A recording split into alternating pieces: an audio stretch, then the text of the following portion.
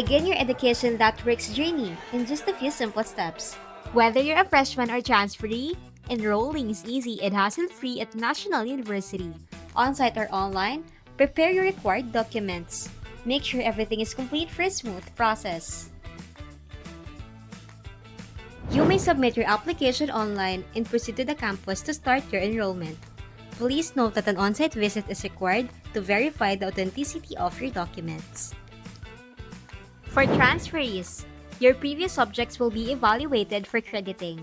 You will then proceed to your assigned advising or evaluator's office depending on your college. Go back to admissions office to get your enrollment permit. You will receive your student number at the registrar's office upon presenting your enrollment permit. For transferees, please proceed to the evaluator's office to obtain your assigned subjects or assessment form. Kindly note that the evaluator's office will vary depending on your program. National University is fully implementing a cashless transaction system for all enrollment-related payments. All fees must be paid exclusively through NU bills. Once payment is successfully completed, students may view their certificate of registration via NU Quest.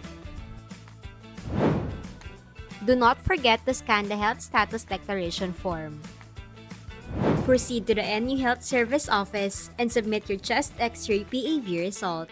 Then, go to the Information Technology Services office to present your certificate of registration and claim your official ID. Finally, visit the Bulldogs Exchange for uniform measurement and fitting.